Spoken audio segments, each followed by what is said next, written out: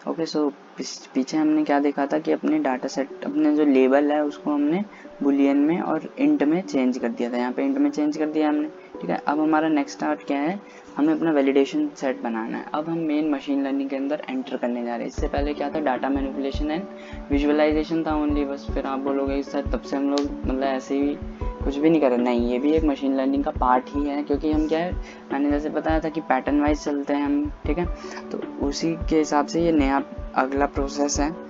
Okay, सो हमारा इसका topic रहेगा creating our own validation set. Okay, so इतना मैं बता देता हूँ कि ये मशीन लर्निंग का पार्ट है। ओके, सो यहाँ पे हम लिख लेते हैं जो हमने डाटा सेट लिया है कैगल से, जो हम सब लोगों ने डाउनलोड किया और अपलोड किया है उसको।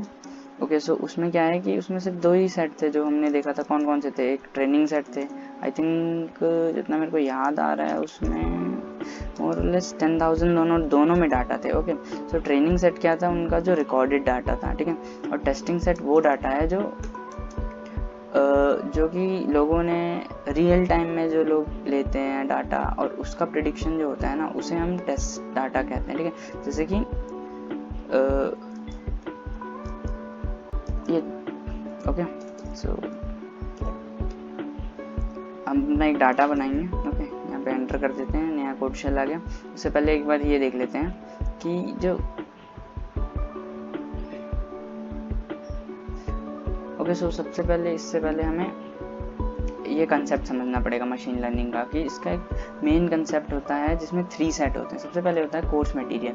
कोर्स मटेरियल में क्या होता है, जैसे यूनिवर्सिटी आप सभी को कोर्स ऑफर करती है, पूरा एक कोर्स मटेरियल ऑफर करती है ना, पूरे जैसे सेमेस्टर है तो, या कोई क्लास है तो आप पूरे 6 महीने या 2 महीने पढ़ते हैं जिस कोर्स मटेरियल को, वो मशीन के लिए कोर्स मटेरियल ट्रेनिंग सेट हो गया। ओके, उसके बाद आता है प्रैक्टिस सेट, मतलब जो क्लास टेस्ट होते हैं, सरप्राइज टेस्ट जो होते हैं, उसे हम वैलिडेशन सेट कहते हैं, जो हमारे ये चेक करने के लिए होता है कि हमने कितना सीखा, कितना सीख। और उसके बाद जब एंड में जो पेपर होता है, जो FA1 या जो फाइनल पेपर होता है बेसिकली, या सेमेस्टर एंडिंग एग्जाम्स होते हैं, उन्हें हम टेस्ट सेट कहते हैं, ठीक है।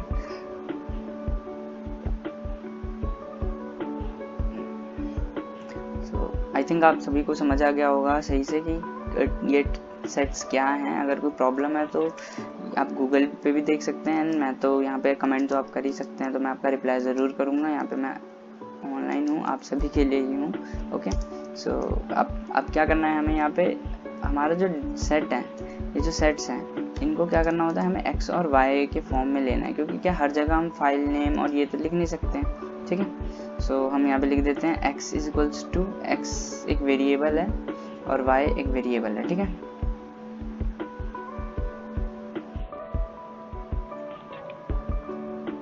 ओके, सो सबसे पहले हम क्या करेंगे कि अभी हमें पूरा नॉलेज नहीं है, तो हम क्या करेंगे, हम अपने 1000 इमेजेस से ही मतलब स्टार्ट करेंगे, एक्सपेरिमेंट करेंगे। क्या होता है कि कहीं पे भी लेबोरेटरी, ये भी एक तरह की लेबोरेटरी ही है, ठीक है।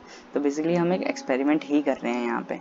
तो पहले हम लेंगे 1000 इमेजेस का सेट, ठीक है, जिससे हम देखेंगे कि हमारा मॉडल कैसा कर रहा है, कैसा रिस्पॉन्ड कर रहा है, क्योंकि हमें भी नहीं पता है ना कि कैसा रिस्पॉन्ड करेगा कैसा नहीं, इसलिए हमें इसको 1000 इमेजेस लेनी पड़ेगी। ओके, सो सेट, तो हम यहाँ पे एक वेरिएबल ले लेते हैं जो कि डिफाइन होता है, ठीक है। सो इस वेरिएबल में क्या होता है कि हम एक स्लाइडर बनाने वाले हैं, ठीक है। सो इससे क्या होगा कि यहाँ पे ये डिफाइंड रहेगी, इसको हम चेंज नहीं कर सकते, इसका मतलब ये होता है, ठीक है। सो ये है #, यहाँ पे ये मैजिक फंक्शन है इसका एक तरह का। सो यहाँ पे एक स्लाइडर बन जाएगा, दिख रहा है, ये स्लाइडर आ गया ना यहाँ पे। ओके, सो यहाँ पे हम लिख देते टाइप, हमारा क्या है, स्लाइडर है, ठीक है। स्लाइडर बनाना है हमको, ये बहुत कूल फंक्शन है इसका, ठीक है। और ये फंक्शन मेरे को बहुत अच्छा लगता है, मैं मोस्टली यूज़ करता हूँ इस फंक्शन को, ठीक है। ये स्लाइडर बन गया, ठीक है। अब उसके बाद मिनिमम एंड मैक्सिमम हमें सेट करना है इसका, ठीक है। तो मिनिमम हम सेट कर देते हैं 1000 एंड मैक्सिमम हम सेट कर देते हैं 10,000। ओके, एंड उसके बाद स्टेप्स, क्योंकि स्टेप्स किस स्टेप से किस रेट से ये बढ़ेगा उसे भी हमें सेट करना पड़ता है, तो ये 1000 के रेट से बढ़ेगा। ठीक है, सो हम आराम से स्लाइडर को आगे पीछे कर सकते हैं। ठीक है, अभी फिलहाल हम 1000 कर देते हैं। ठीक है, बाकी आगे बढ़ते हैं, अब यहाँ ही से कर सकते हैं हम। ठीक है, अब मेन आ गया, लेट्स, अब ये है इम्पोर्टेंट। ओके, सो एक बार इसको देख लेंगे गाइस, लेट्स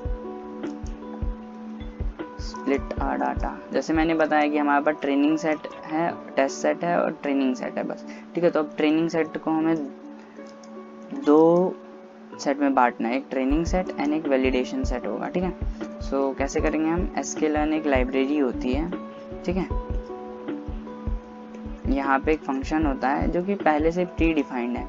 ठीक है, ये sklearn, ये scikit-learn जो लाइब्रेरी है, यहाँ पर ये ट्रेन टेस्ट स्प्लिट करके फंक्शन है जो कि हमारी इस चीज़ में हेल्प करता है। आ गया ना रिकमेंडेशन में। ओके, सो यहाँ पे हम लिखते हैं हैश स्प्लिट। अब क्या करना है, हमें स्प्लिट करना है, इन सबको स्प्लिट करना है, split them into training and validation. अब इन्हें ट्रेनिंग और वैलिडेशन सेट में स्प्लिट करना है। ठीक है, अब टोटल साइज, हमारा साइज कितना है,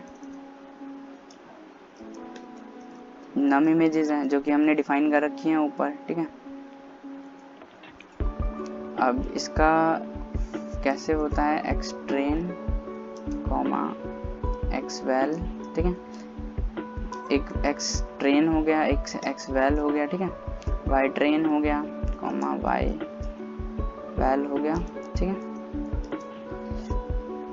ट्रेन टेस्ट स्प्लिट। ठीक है, अब हमें क्या करना है, यहाँ पे x देना है क्योंकि उसी में से तो वो फाइंड आउट करेगा। ठीक है, नम इमेजेस, तो जो हमने नम इमेजेस सेट किए हैं उतनी इमेजेस ये सिलेक्ट कर लेगा। ये तो x के लिए हो गया। ठीक है, इसको x दे दिया, अब y भी देना पड़ेगा। ओके, सो y दे दिया हमने, y भी उतना ही देंगे, y नम इमेजेस। ठीक है, y दे दिया। एंड अब हमें ये डिफाइन करना है कि हमारे टेस्ट का साइज कितना होगा, कितना साइज देना है, कितना वैलिडेशन सेट को देना है। तो हम 20%, ये 0.2 हुआ, मतलब 20% जो है वो वैलिडेशन सेट बनेगा और 80% जो है हमारा ट्रेनिंग सेट रहेगा, क्योंकि कोर्स मटेरियल जैसे मैंने समझाया, कोर्स मटेरियल ज़्यादा होना चाहिए ना।